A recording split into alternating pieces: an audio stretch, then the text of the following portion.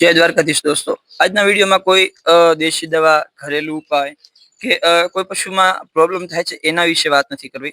પણ આજના વિડીયોમાં હું એક બહુ મહત્વપૂર્ણ અને એક માણસના જે માનસિક રોગ છે એના વિશે વાત કરવા આજે આવ્યો છું. પહેલા હું તમને સ્ક્રીન પર જે ઇમેજ બતાવવાનો પ્રયત્ન કરી રહ્યો છું એ જરાક ધ્યાનથી જુઓ. આમ તો હું જો ચાહું તો આવા તો ઘણા બધા ઇમેજીસ હું મારા ફોન દ્વારા પણ કેપ્ચર કરી શકું છું. પણ કારણ કે કોઈ પણ પશુપાલકનો હું આમાં ચહેરો ફેસ બતાવવા નથી ઈચ્છતો, એટલા માટે એઆઈ જનરેટેડ તમને પિક્ચર બતાવું છું, તો જરા જોઈ લો.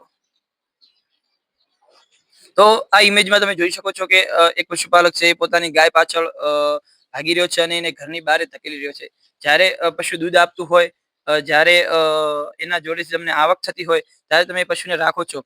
અને ઘણા બધા પશુપાલકો, એમ નથી કહેતો કે બધા પશુપાલકો એવું કરતા હોય, પણ પોતાના સ્વાર્થ માટે પશુ રાખે છે. અને ત્યારબાદ જ્યારે પોતાનો સ્વાર્થ એના જોડે પૂરો થઈ જાય, જ્યારે પશુ ઘરડું થઈ જાય અથવા કોઈ કારણસર એના જે બચ્ચાદાની છે એમાં બગાડ થઈ જાય અને એ બચ્ચું આપવાનું બંધ કરી દે અને સાથે સાથે દૂધ આપવાનું બંધ કરી દે, તો ઘણા બધા પશુપાલકો એવું કરતા હોય કે પશુને ચોમાસાની ઋતુ શરૂ થઈ ગઈ છે, તો આ ઋતુમાં શું કરે કે ઘાસ ઉગ્યો હોય એટલે પશુને છોડી મૂકે. આવું ઘણી બધી જગ્યાએ મેં લાઈવ જોયું છે. એટલા માટે આ બહુ સેન્સિટિવ પ્રશ્ન છે, સેન્સિટિવ વાત છે, એટલે હું આજે આ વિડીયો બનાવું છું. તો ઘણા બધા પશુપાલકો એવું કરતા હોય કે પોતાના પશુને ગળામાંથી સાંકળ કાઢી અને ચાંપાબારી તગડી દે. પણ તમે એનું દૂધ ખાધું છે, તમે એના વાછરડા લીધા છે, એનામાંથી તમે મબલખ ઉત્પાદન કર્યું છે, એનું તમે છાણ વેચ્યું છે, એનું જે ગાય હોય, દેશી ગાય હોય, ભેંસ હોય, હવે તો પાકા શેડ થઈ ગયા છે અને ગૌમૂત્ર પણ વેચાવા લાગ્યું છે. તમે એનું ગૌમૂત્ર વેચ્યું છે, એનામાંથી બહુ મબલખ પ્રમાણમાં તમે ઉત્પાદન લીધું છે. અને જ્યારે આજે એની કોઈ અવસ્થા નથી, તો તમે એ પશુને તગડી મૂકો છો. આ વિડીયો બનાવવાનો એક મારો મોટિવ એટલો જ છે કે એક જાગૃતતા માટે આ વિડીયો બનાવ્યો છે. કોઈ પણ પશુપાલકે પોતાના પશુને, જો પશુની રાખવાની ત્રેવડ હોય, પશુપાલન કરવાની ત્રેવડ હોય, તો જ આ લાઈનમાં આવવું જોઈએ. અથવા કોઈ 50-25 પશુવાળા વ્યક્તિના જોડે જોઈ લીધું કે એના બહુ સારો એવો તબેલો છે, 50 ભેંસો છે, 25 ભેંસો છે, અને બહુ સારું એવું પશુપાલન કર્યું, ચાલો હું કરી લઉં. અને એક સમય બાદ તમે કંટાળી જાઓ અને એ વ્યક્તિ જે 50 કે 100 પશુ રાખતો હોય, એ તો એનું જે ફીડિંગનું જે છે મેનેજમેન્ટ છે એ હોય, એને ચાર નિયાનું મેનેજમેન્ટ હોય, અને એ પશુને કયા કયા તત્વોની જરૂર હોય એ એના ફીડમાં એડ કરી અને એ બધું મેન્ટેન કરતો હોય છે. જ્યારે તમે બીજાનું જોઈને આમાં આવો છો, પશુપાલન ક્ષેત્રમાં આવો છો, બહુ સારી બાબત છે. પશુપાલન કઈ એવો પ્રશ્ન નથી કે તમે પશુપાલન કરશો તો કઈ નાના દેખાશો, ગરીબ દેખાશો. દરેક ક્ષેત્રના પશુપાલકો બહુ આજકાલના તમે યુટ્યુબમાં જોઈ શકો છો, સર્ચ કરીને જોઈ શકો છો. ઘણા બધા નોકરિયાતો જેમની મંથલી અને યરલી આવક સારી હોય, એ લોકો પણ પશુપાલન ક્ષેત્રમાં જોડાઈ રહ્યા છે. કોઈ લોકો પોતાના શોખથી જોડાય છે, કોઈ ધંધા માટે જોડાય છે. બહુ સારી બાબત છે. પશુપાલન કઈ શ્રમજનક વાત નથી.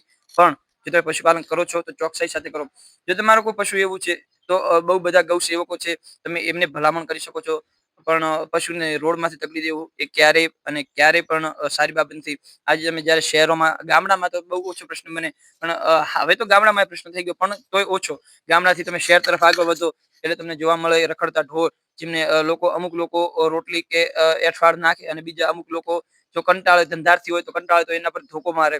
એ જે પશુ તમે જીવથી જતન કર્યું હોય, જેને તમે નાનેથી મોટું કર્યું હોય, અને એને પછી તમે ધોકા મારતું મોકલી દો છો, તો એની હાય લાગી જાય છે. એટલે મિત્રો, આજના વિડીયો બનાવવાનું મારું મોટિવ માત્ર ને માત્ર એટલું છે કે તમે પશુપાલન સાથે સંકળાવ છો, બહુ સારી બાબત છે.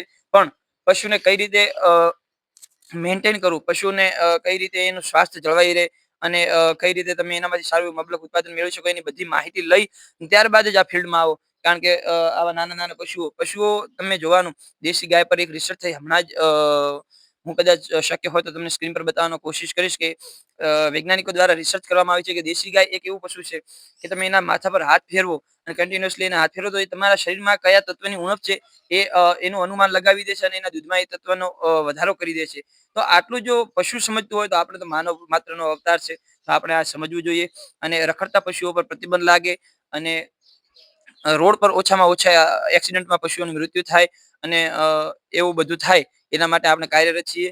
આપણે આવનારા સમયમાં ગૌપાલકોની, ગૌશાળાઓની મુલાકાત પણ લેશું, અને જે ગૌ સેવકો છે એમના જોડે પણ જાણવાનો પ્રયત્ન કરીશું કે કેવા કેવા પ્રશ્નો આવી રહ્યા છે. પણ સૌથી પહેલા આપણે આપણા ઘરથી શરૂઆત કરવાની હોય, તો એક પશુપાલક તરીકે મારી વિનંતી છે કે જો તમે પશુપાલન ક્ષેત્રમાં છો, તો તમારા પશુને જાળવો, સાચવો, અને ત્યારબાદ જ આ ક્ષેત્રમાં આવો. અથવા જો તમને એવું લાગતું હોય કે ના, હજી નહીં, કે હું પશુનું પાલન પોષણ નહીં કરી શકું, તો વેચાતું દૂધ લઈને ખાવું સારું. પણ એને ધોકા લાગે અને એને લાકડીઓ એના પર ચાલે એવું કરવું ના. મહિનાથી આપણે કન્ટિન્યુઅસલી વિડીયોઝ અપલોડ કરી શક્યા નથી. કોઈના કોઈ કારણસર, કોઈ ફેમિલીના કારણથી, કોઈ બીજા કારણથી આવી શક્યા નથી. એના માટે માફી ચાહું છું. હવે આવનારા સમયમાં બહુ સારો એવો કન્ટેન્ટ લઈને પશુઓ ના હિતમાં, પશુપાલકોના હિતમાં સારો એવો કન્ટેન્ટ લઈને આવી રહ્યો છું. તો જે કોઈ પણ મિત્રો આપણી ચેનલ સાથે જોડાયેલા છે, જોડાયેલા રહો અને નવા પશુપાલક મિત્રો સાથે આપણી ચેનલને લાઈક કરો, શેર કરો અને સબસ્ક્રાઇબ કરો. જય દ્વારકાધીશ. ધન્યવાદ.